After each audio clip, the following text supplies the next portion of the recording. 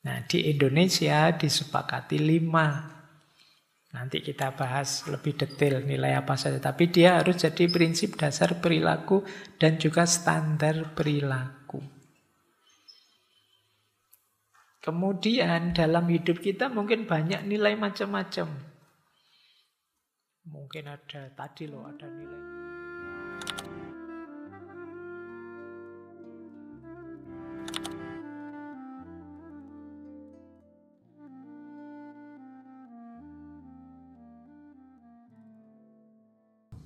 Baik, jadi nilai moral dalam hidup sehari-hari.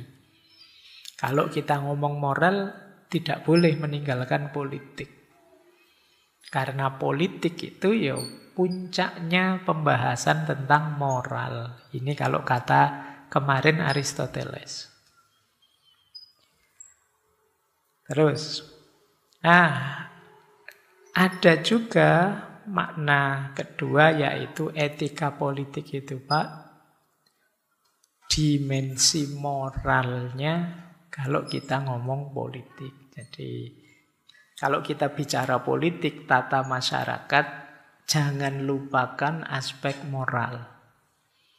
Jadi jangan sekedar menang kalah, jangan sekedar sukses tidak sukses, jangan sekedar kekuasaan atau siapa yang tidak kuasa, tapi moralitas juga harus diikutkan. Jadi dimensi moralnya politik. Ini bisa dipahami ya. Jadi etika politik itu bisa dimensi politiknya etika, bisa dimensi moralnya politik. Ya sebenarnya nanti pada akhirnya ya ketemu saja sih. Aspek moral dalam politik. Jadi politik tidak boleh meninggalkan moralitas. Kalau politik meninggalkan moralitas berarti dia mengabaikan nilai baik buruk. Ya kalau dia mengabaikan nilai baik buruk ya jatuhnya tetap ada keburukan. Karena dia tidak peduli dengan yang baik maupun yang buruk. Suka-suka dia. Nah, inilah yang kemarin dibahas, baik di Aristoteles, Machiavelli, dan lain sebagainya. Saya lanjutkan. Nah, problem dasarnya etika politik itu sebenarnya ya tentang kekuasaan. Jadi tema utamanya etika politik itu legitimasi kekuasaan. Legitimasi ini dilihat dalam 2 aspek ya. Kekuasaan itu etis atau tidak. Yang kedua, kekuasaan itu legal atau tidak. Jadi kalau bahas etika politik itu melihat 2 aspek legitimasinya. Apakah legitimasi legal ataukah legitimasi etik. Legitimasi legal itu, cocok Pak dengan undang-undang, sesuai Pak dengan konstitusi. Kalau legitimasi etik, ini bermoral Pak. Akhlaknya bagus Pak. Meskipun di undang-undang tidak disebut, tapi ini yang dia lakukan etis. Ini 2 legitimasi ya. Kekuasaan akan kuat kalau punya 2 legitimasi ini. Kalau hanya moral saja sih, baik sih itu luar biasa, tapi nabrak konstitusi sih. Oh iya enggak. Berarti kurang kuat legitimasinya. Atau sebaliknya, itu sesuai konstitusi, memang undang-undangnya begitu, aturannya begitu, tapi tidak etis. Nah, orang juga akan turun derajat legitimasinya. Jadi, kekuasaan politik dalam perspektif etika politik itu ya harus dapat 2 legitimasi. Legitimasi legal dan legitimasi moral.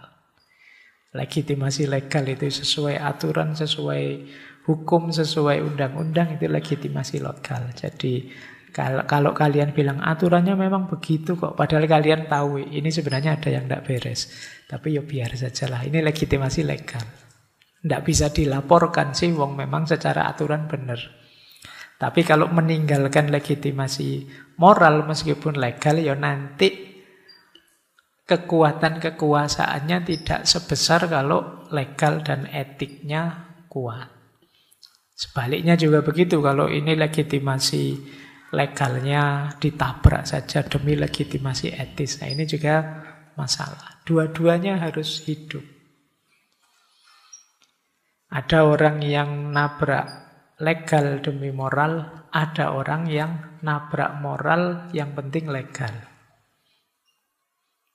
Dua-duanya lemah secara legitimasi. Kalau bisa ya dua-duanya hidup. Ini prinsip dasar dalam etika politik. Baik, itu tadi pengantarnya ya. Sekarang ke Pancasilanya. Nah, Pancasila itu kalau di Indonesia kan dia sistem nilai dasar yang harus melandasi semua aktivitas perilaku kita dalam bernegara, dalam berbangsa. Makanya orang sering menyebut Pancasila itu sistem nilai. Harus diapakan sih Pak Pancasila itu kalau dijadikan sistem nilai kita? Yang pertama dia harus jadi prinsip dasar perilaku kita. Tidak boleh nabrak nilai-nilai yang ada di sana. Karena pakai logika di depan tadi ya, nilai itu sesuatu yang harus kita tegakkan demi tertib hidup manusia. Nah, di Indonesia disepakati 5. Nanti kita bahas lebih detail nilai apa saja. Tapi dia harus jadi prinsip dasar perilaku dan juga standar perilaku. Kemudian dalam hidup kita mungkin banyak nilai macam-macam. Mungkin ada tadi loh, ada nilai kesenangan, ada nilai kebahagiaan, ada nilai kenyamanan, ada nilai keuntungan dan lain sebagainya. Tapi karena dia sistem dasar nilai Pancasila itu, dia harus kita prioritaskan dibandingkan nilai-nilai yang lain. Nah, inilah di situ kita baru boleh disebut, wah ini Pancasilais berarti. Nah, ini karena memang nilai-nilai Pancasila kita dulukan. Ketuhanan, kemanusiaan, persatuan, kerakyatan, keadilan. Ini kita dulukan. Dibandingkan mungkin ada nilai-nilai yang lain yang belum tercantum di situ.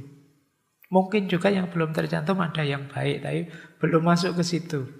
Tidak masalah, wong kita sudah berjanji yang baik yang ini yang kita dahulukan. Itu yang disebut dia sistem nilai dasar.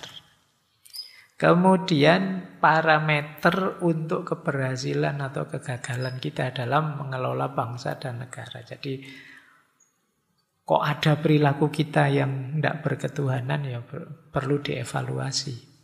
Kok ada perilaku kita yang tidak manusiawi. Kok ada orang yang maunya gegeran terus pecah-pecah terus ya. Atau orang yang tidak demokratis, ingin menang sendiri. Atau orang yang tidak adil dan lain sebagainya. Parameternya ya Pancasila tadi. Nah itu yang disebut Pancasila sebagai sistem dasarnya nilai. Baik, saya lanjutkan. Biar nanti tanya jawabnya waktunya panjang. Lanjut. Nah, saya menyebutnya ideal moralnya Pancasila. Yang tadi jadi sistem dasar nilainya. Ada ketuhanan, ada kemanusiaan, ada persatuan, ada kerakyatan, ada keadilan sosial. Itu kita hafal. Kalau upacara paling dipoco ya 3 menit atau 5 menit. Apa ada yang 5 menit ya? Tidak nyampe mungkin ya. Paling 3 menit selesai. Tapi sebenarnya semesta maknanya luas. Semua tema ngaji filsafat kita selama 10 tahun ini bisa dimasukkan satu-satu ke situ. Oh ini tema sesuai sila ini, sesuai bisa begitu. Kenapa? Karena nilai-nilai 5 ini sifatnya sangat universal. Jadi kalian temukan dengan nilai moral manapun, mungkin Kalian agamanya beda-beda, atau budayanya beda-beda, atau punya pengalaman yang beda-beda, tapi ideal moralnya pasti masuk dengan dan tidak tabrakan dengan 5 nilai Pancasila ini. Yang pertama, nilai ketuhanan. Istilahnya sebenarnya menarik ya. Kenapa kok tidak Tuhan saja, Pak? Kenapa kok ketuhanan? Ketuhanan itu memang lebih kata sifat. Kalau bahasa Inggrisnya godliness. Jadi, ketuhanan itu tidak sekedar saya bertuhan, tapi perilaku saya menggambarkan kepercayaan saya pada Tuhan. Itu yang disebut godliness kalau dalam bahasa Inggris. Jadi tidak sekedar saya percaya Tuhan yang Maha Esa, tapi hidup saya adalah hidup yang berketuhanan. Hidup yang menunjukkan ciri orang yang percaya Tuhan. Itu godliness. Makanya kalau ngaku berketuhanan, ya tidak sekedar bahwa saya percaya Tuhan, saya beriman, tapi perilaku saya menggambarkan kebertuhanan saya. Nah, itu makanya sila pertama itu ketuhanan. Kok ada orang gampang putus asa, itu kan, wah kamu kayak tidak punya Tuhan saja. Itu sebenarnya nabrak sila pertama. Kamu hidupmu kok ngaco gitu ya, tidak peduli salah, tidak peduli korupsi, tidak peduli itu. Sebenarnya ya nabrak sila pertama. Kenapa? Kayak kamu tidak punya Tuhan saja. Kamu kok takut miskin amat sampai korupsi, kayak tidak punya Tuhan saja. Itu yang disebut godliness. Jadi perilaku yang menggambarkan orang ini orang yang punya Tuhan. Jadi itu makna kalau ada yang tanya ketuhanan. Jadi ini sebenarnya ya berhubungan dengan hidup kita langsung. Tidak sekedar keyakinan atau kepercayaan kita. Tentu saja nilai kedua dari ketuhanan itu ya religiusitas. Religiusitas itu hidup yang dilandasi kepatuhan pada agama. Punya religius. Jadi orang yang mengikuti sila pertama tapi kok malas menjalankan agamanya, itu berarti ya ada yang miss dalam penghayatannya terhadap sila pertama. Yang ketiga, spiritualitas. Spiritualitas itu ya agama tidak sekedar diambil aspek formalnya, tapi dijadikan jalan untuk peningkatan kualitas diri, kualitas batin, untuk tambah dekat dengan Tuhan. Jadi soulnya agama itu ya aspek spiritualnya, jiwanya agama. Tidak sekedar formalitasnya agama. Kalau religiusitas tadi lebih pada kepatuhan kita menjalankan apa yang diperintahkan, menjauhi yang dilarang. Kalau spiritualitas itu lebih pada jiwa batinnya. Jadi pengembangan diri. Baik, itu ideal moral dari makna ketuhanan. Maka perilaku politik yang manapun tidak boleh menunjukkan gejala seperti orang yang tidak bertuhan. Putus asa, sombong, merasa paling pinter, paling benar sendiri, paling hebat sendiri. Kemudian tidak peduli dengan yang lain, dan lain sebagainya. Ini menunjukkan orang yang tidak percaya kalau ada Tuhan. Ini makna pertama. Jadi kalau kalian ingin disebut Pancasilais, ya justru kalian harus sangat religius dan sangat spiritual. Seorang yang berkarakter ketuhanan. Makna pertama. Kedua, kemanusiaan. Ini humanity. Oh, ini tambah luas lagi. Kemanusiaan itu dalam pemaknaan saya berhubungan dengan ideal moral, right, dignity, respect, dan empati. Right itu kesadaran bahwa tiap orang punya hak asasinya masing-masing. Ini pelajaran HAM itu pelajaran tentang rights. Maka perilaku apapun yang nabrak hak asasi manusia itu ya secara otomatis nabrak sila kedua. Ini ideal moral dari kemanusiaan. Apalagi kalau di sila kita ditambahi yang adil dan beradab. Berarti tidak boleh ada pelanggaran moral seperti apapun. Karena pelanggaran moral menunjukkan kita kurang beradab. Dan juga tidak adil. Ada hak kehormatan orang lain yang kita langgar. Yang kedua, dignity. Dignity itu martabat kemanusiaan. Jadi, jangan lakukan apapun yang menjatuhkan martabatmu sebagai manusia. Apakah itu kekejian, kejahatan, perilaku amoral, immoral, dan lain sebagainya. Dalam rangka apa? Dignity, biar martabatmu sebagai manusia tidak jatuh. Untuk martabat itu sebenarnya batin kita sudah punya alarmnya. Kalau teman-teman melihat kok ada adegan yang melanggar martabatnya manusia, mesti tidak enak rasanya dilihat, mual rasanya. Tidak nyaman. Manusia kok bunuh-bunuhan, itu kita melihatnya kan tidak enak, tidak nyaman. Melanggar martabatnya manusia. Harusnya manusia tidak begitu. Manusia kok senangannya maki-maki, ngomongnya pahit, rasanya tidak enak. Apapun jenis perendahan martabat manusia itu rasanya tidak nyaman, tidak enak. Kenapa? Di situ kemanusiaan sedang dilanggar.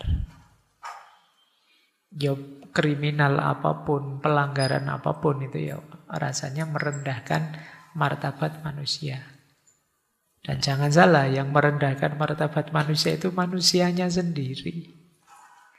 Apa pernah makhluk selain manusia merendahkan manusia? Tidak ada. Wah, kucingku ini ngece banget ya, tidak ada kan gitu. Melecehkan banget ini ayamku ini, nggak peduli sama aku. Nah, dia tidak punya.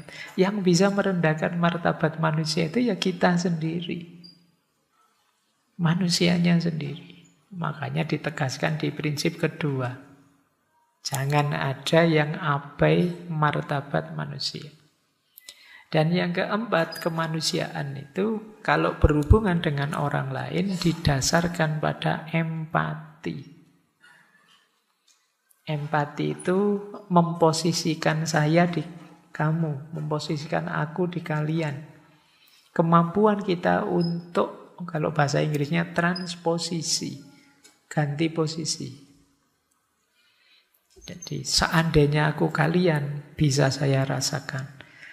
Bingungmu, stresmu misalnya. Nah, ini terus saya bisa berempati. Aku ikut merasakan apa yang kamu rasakan. Makanya rumus dasarnya kemanusiaan dalam aspek moral itu kan, lakukan apa yang engkau ingin orang lain lakukan padamu. Golden rule. Dan juga silver rule. Jangan lakukan apa yang kamu tidak ingin orang lain lakukan padamu. Jadi ini prinsip basic sudah. Dan ini bahasa saya ya ini jenis empatik. Kalau kalian tidak senang ada orang ngomong panjang-panjang, ya kalian kalau ngomong jangan panjang-panjang. Kalau kalian tidak senang dipukul, jangan mukul. Kalau kalian tidak senang dicereweti, jangan cerewet. Ini kemampuan mengempati. Baik, itu norma-norma ideal moral dalam aspek kemanusiaan.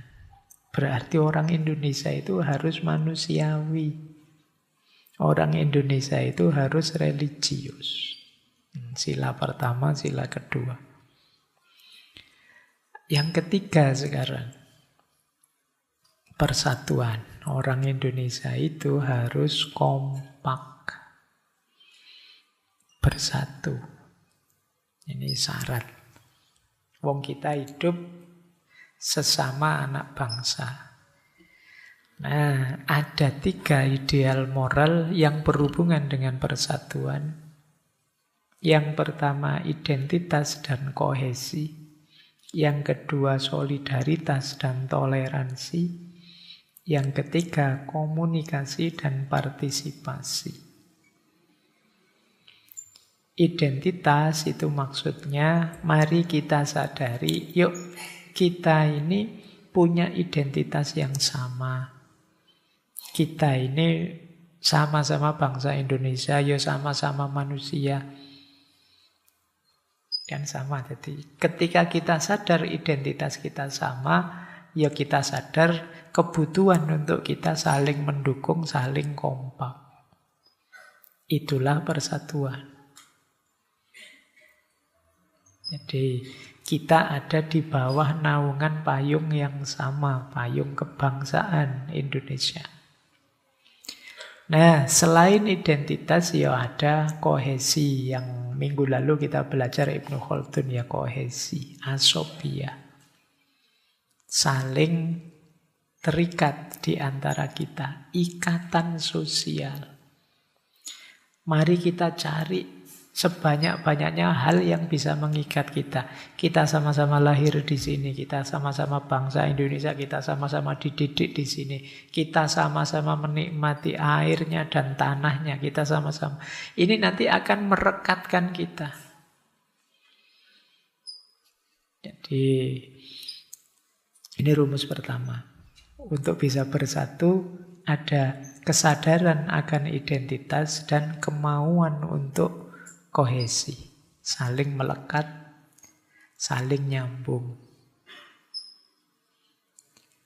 Yang kedua, persatuan juga bermakna solidaritas dan toleransi. Solidaritas berarti saling peduli, toleransi saling menerima keberadaan. Itu syarat sudah. Kalau tidak saling peduli, ya saling cuek. Susah kita bersatu, susah kita kompak. Itu kayak orang bal-balan terus egoisnya luar biasa. Digiring sendiri, ditendang sendiri, ya mesti akhirnya tidak gol. Kalau ingin gol, ya saling peduli. Solidaritas sosial harus kuat. Kemudian selain solidaritas, toleransi. Toleransi itu kita menerima hadirnya yang lain. Semoga tidak ada yang merasa ilfil dengan kata toleransi. Saya belakangan beberapa kali melihat postingan orang yang semacam tidak suka dengan toleransi. Alah, toleransi itu bolak-balik gitu. Tapi toleransi itu penting. Syarat minimal kebersamaan kita itu toleransi. Saya sebut minimal karena ada yang lebih tinggi, lebih ideal. Toleransi itu kesediaan kita untuk menerima yang lain, yang berbeda dengan kita. Kalau ini tidak ada, ya sulit. Kita hidup bareng-bareng. Ya sekedar lingkungan kecil seperti ngaji kita malam hari ini kalau tidak ada semangat toleransi, selesai.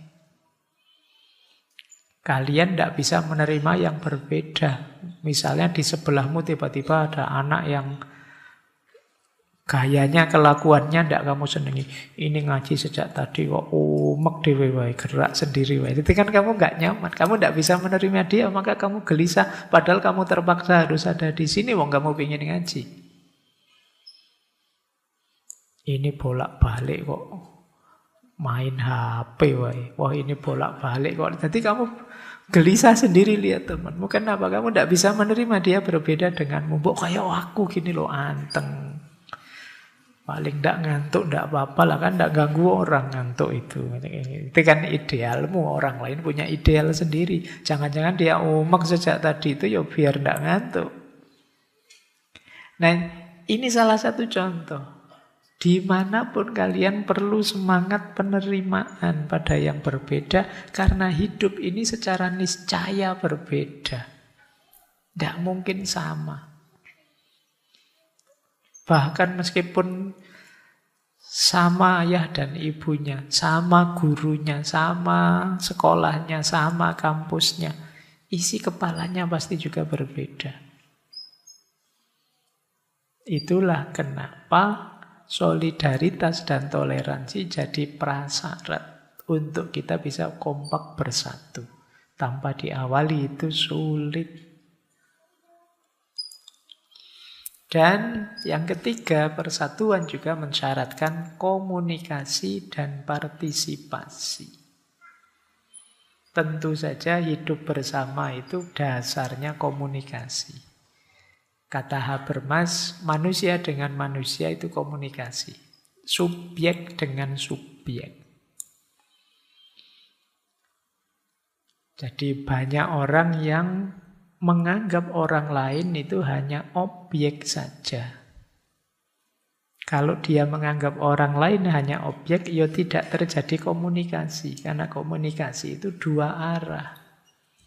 Kalau kita menganggap orang lain objek, itu satu arah. Maunya, keinginan kita saja yang harus dipenuhi oleh dia. Ini namanya mengobjekkan orang lain. Kehilangan daya empati, kehilangan kesetaraan. Maka komunikasi jadi kunci. Ada banyak problem kebersamaan yang menurut saya solusinya komunikasi. Pak, teman kos saya itu lupa tipenya, wah ampun saya. Lu ya komunikasilah. Kamu pinginnya dia bagaimana, terus dia inginnya bagaimana. Sepakati enaknya bagaimana kemudian. Kamu kok kalau tidur mesti lampunya nyala loh. Saya tidak bisa tidur kalau kamu lampunya nyala. Saya kan bisanya lampunya mati. Loh itu kalau tidak dikomunikasikan, saling diam-diaman, ya bisa gegeran itu. Coba tanyakan, kamu memang tidak bisa mati lampunya? Tidak bisa ya, saya kebalikannya kamu. Kalau lampunya mati saya tidak bisa tidur. Ya sudah sekarang diatur. Karena kamu tidak bisa tidur kalau lampunya mati, kamu tidur dulu sambil lampunya nyala. Nah, kalau kamu sudah tidur, saya yang tidur, lampunya mati. Nah, kalau saya terbangun, ya berarti nanti kita bangun berdua karena kamu mesti nyalain lampu kan. Terus saya juga bangun. Oke, itu yang disebut komunikasi. Jadi diatur kebersamaan kita, wong kita ini setara. Jadi kunci orang bisa bersatu kalau komunikasi jelas. Kalau komunikasinya tidak bagus, ya mesti yang terjadi miskomunikasi, salah paham, saling tidak memahami. Kalau komunikasi jelek, partisipasi juga jelek. Aku tidak bisa membantu kamu, aku tidak bisa terlibat dalam hidupmu, karena aku tidak tahu kamu seperti apa, maumu bagaimana. Jadi mungkin aku menganggapnya baik, bagi kamu buruk, karena aku tidak tahu kamu seperti apa. Kenapa aku tidak tahu? Karena kita tidak pernah komunikasi. Itulah ideal-ideal dari persatuan. Kemudian, ini harus agak cepat ya. Materinya masih banyak. Terus ya, yang keempat, kerakyatan. Kalau kerakyatan itu ada beberapa ideal moral. Yang pertama, kedaulatan. Bahwa kedaulatan ya tentu saja ada pada rakyat. Jadi yang punya daulat, yang punya kuasa itu hakikatnya rakyat. Ya, yang sekarang di atas itu sebenarnya mewakili atau diberi mandat, diberi tugas oleh rakyat. Jangan lupa prinsip ini. Jadi awas keliru ya. Mewakili itu maksudnya menata, mewakili untuk menata, bukan mewakili sudahlah rakyat miskin saja saya wakili, saya yang kaya, bukan itu. Rakyat yang susah saja, yang senang biar saya wakili, kan sudah saya wakili berarti biar. Bukan begitu. Karena kedaulatan ada di rakyat. Yang kedua demokrasi. Jadi ya makna gampangnya kalau demokrasi itu kan dari rakyat oleh rakyat, masuk ke prinsip kesetaraan, siapapun punya suara, siapapun punya hak. Meskipun jangan lupa kewajibannya. Yang ketiga kebijaksanaan. Harus paham situasi, harus paham konteks. Sehingga kalau mengambil keputusan tidak merugikan. Makanya sila keempat itu ada hikmat kebijaksanaan. Ini sila keempat ini dekat dengan filsafat ya. Kita tiap hari bilang filsafat itu cinta kebijaksanaan. Nama lain filsafat ya hikmah. Ternyata kalau di sila keempat, kebijaksanaan atau hikmah itu diorientasikan untuk kepentingan rakyat. Makanya pemerintah kalau ngambil keputusan kan disebutnya kebijakan. Ya meskipun kadang-kadang tidak bijak. Ya tapi kan namanya bukan keputusan tapi kebijakan. Nah itu mungkin ada hubungannya dengan sila keempat ini. Kemudian kepercayaan, saling percaya. Di antara semuanya, kepercayaan itu maksudnya kita kan mewakilkan ke orang lain untuk mengurus negara ini. Padahal yang punya kekuasaan kita, ya sudah saya percaya. Semoga kepercayaan itu tidak dikhianati. Itulah ideal moral prinsip keempat. Kalau ada pengkhianatan pada kepercayaan, ya tetap namanya nabrak